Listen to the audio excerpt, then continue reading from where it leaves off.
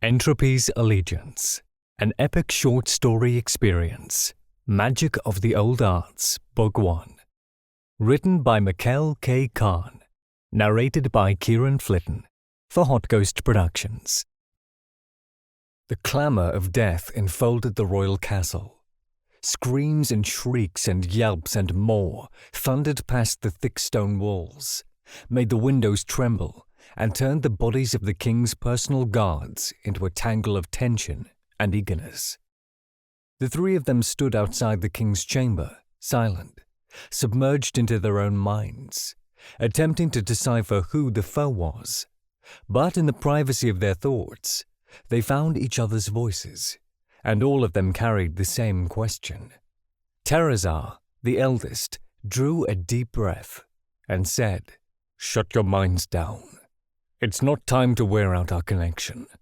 I, better than anyone, understand how hard it is to speak when the hands of fear and expectation clutch your throat. But those soul-shattering screams come from our army. It's just a matter of time until the enemy comes through the gates, and I expect more than 1,000 of them. We will need our minds to be as calm and fresh as possible." 1,000? We have stopped entire armies before, Ilanar said and grinned. He was the youngest and the nimblest, and in his hands he wielded 2 swords. "This won't be a problem." "We have, yes," Rowan said, his expression stone-hard, but it was different. "How so?" Rowan frowned. He stared at Ilanar to weigh the seriousness of his question. The armies we destroyed were young soldiers. None were versed in the old arts. This time is different.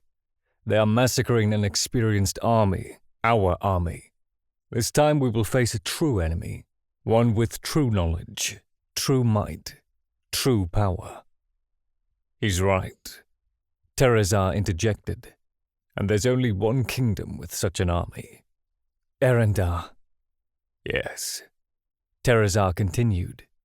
"But there's no reason for them to attack us. There's no reason for them to have travelled this far. We would have heard about their passing. It's all too strange." Ilanar chuckled and shook his head. He sheathed one of his swords, patted Terrazar's back, and said, "No reason. May I remind you, my dear and often brilliant Terrazar, that our beloved king and queen were murdered, and that the heir to the throne, our current king, is 10 years old. We are a beheaded kingdom, Ter. That means we are an exposed kingdom." "That doesn't explain how we didn't see any signal of their advance through the kingdom's lands. No matter how skilled, no matter how powerful, an army always leaves a trace," Rowan said and sighed. "It's worthless to discuss these things. It will only bring us distress. The noises are dwindling. We should prepare." Terrazar nodded. "If our assumptions are true, then we will have to divide. If the 3 of us get murdered at the same time, we will leave the king exposed. If we divide, we can test their power. And if they best the first of us, the second will know to stall their advance. That way, the third can escape with the king.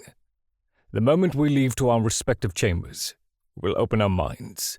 Every bit of information we can gather will be crucial." "I will go to the gates," Ilanar said. "You two are too worried. I will obliterate them in the blink of an eye. It will be great fun." Although his words were confident, his face spoke otherwise. "I will defend the second chamber," Rowan said, drew a deep breath, and started toward it. "May the old arts shed light upon us." "May the old arts shed light upon us," Ilanar and Terrazar said in unison, and they all parted ways. When Ilanar reached the first chamber, he held both swords tightly and fixed his gaze on the iron gates. He opened his mind then, and there he found the thoughts of Terrazar and Rowan. "What's the situation there, Ilanar?" Terrazar's voice rumbled in his mind. A desperate yelp thundered right beyond the gates, followed by loud, unintelligible words. And then there was nothing but silence. Ilanar braced himself. "The noises are gone.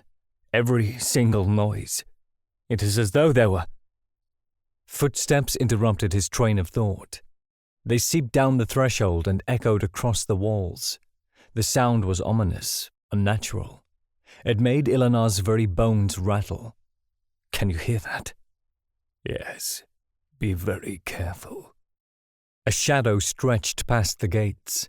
The footsteps came to a halt. Ilanar's heart thumped wildly. And then a sword burst through the iron, carving a hole in it as though it were made of paper. The blade was a deep, lusterless black, and it smoldered with dense smoke. There was a grunt. The carved piece of iron struck the stone ground with a thump, and beyond, a towering man stood. He was clad in blood-drenched armor with a faded crest on the chest, one so tainted and tarnished that Ilanar couldn't distinguish. Behind him, past the gates, ran a crimson river half buried beneath piles and piles of corpses. Serene and tranquil, the man stepped into the castle. He moved with the calm demeanor of those who had danced with death in a field of blades throughout their entire lives. He came to a halt then, and took off his helm. The traces of time were clear in his scarred face and grizzled hair. Still, he was too young to be old, and too old to be young. Ilanar swallowed hard. For the first time in his life, he doubted himself. He knew this man bore great power, but what unnerved him was that blade. He had never seen something of the like. His thoughts eddied. If he engaged, it gave the enemy the possibility to retaliate in ways he didn't expect, and that meant giving him a great advantage. But if he let him come, he would be allowing him too much free movement.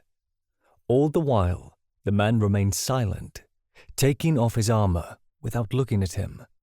This is no army. This is a single man. He has a blade. It's dark and it smolders. I don't know what to do.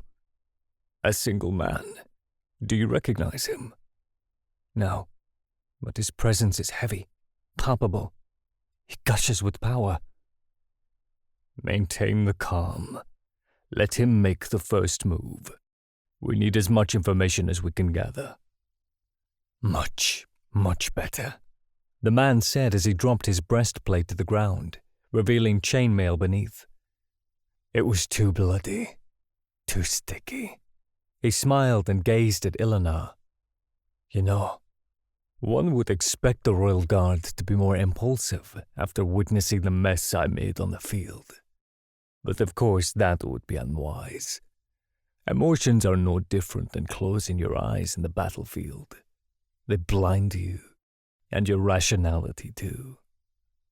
He paused, his face distorted into confusion. 2 swords. It seems like I will finally fight a proper battle. He's talkative, Ilanar. Interrogate him. Who are you? Ilanar shouted. Why have you come? The man chuckled and tilted his head. That would be too easy, wouldn't it? If answers are what you seek, you'll have to earn them. We can play a game if you wish. Let's call it question or demise. We will make it simple. I will run toward you, and we will engage in battle. If you manage to disengage, I will answer 1 question. Dying, of course, doesn't count. The man took off what remained of his armor. He was left with the chainmail, simple leather trousers, and his bare feet. But of course, I don't want you to go to the grave without having a single question answered. And for that I will tell you that I served an allied king, and that I came here to undo a wrong. Allied king? Those are many. Ilanar, if you can't kill him, ask him what does he mean with undoing a wrong. Ready? The man asked and stretched his neck. You better be. In the blink of an eye, the man surged toward Ilanar at terrifying speeds. Ilanar focused. His palms and swords shone a bright blue. He drove them forward with a quick thrust, and 2 beams burst out of the blades. But the movements of the enemy were too fast. Smooth like water flowing down a river, The wielder of the black blade shunned the attack with a sidestep, and with a lightning-quick swing, he cut through both of Ilanar's blades and beyond as the guard attempted to parry the attack. Ilanar's head struck the ground with a thump. It rolled down the stone, and at the gates it stopped. "A master of the old arts," the man said. His voice carried an edge of wonder. He sighed then. "How I wish I could have spoken a bit more. But well, such are the rules of the game." Serene and tranquil, the man walked toward the second chamber. All the while, Rowan and Terazar's worlds shattered to pieces. 2 decades of training, 2 decades of friendship had come to an end in a matter of seconds. "Rowan, keep your mind calm. Don't let the grief affect you. We will have time to honor Ilanar after you kill him. That blade he wields seems capable of cutting through all things. Don't try to parry it. Avoid it instead." But Rowan didn't answer. He waited with gritted teeth, clutching his spear as tightly as he could. He knew 2 things now. The man was fast, and his sword terribly powerful. "I will reduce every bone to dust." "Don't let the anger take over your mind. Listen to me. Don't let any emotions take over. Take the king far away. If I can't kill him, I will stall him." The second gate swung open. The man stepped into the room, and his brows shot up. "Another one. I guess you are the lazy one. You didn't even bother to lock the gate."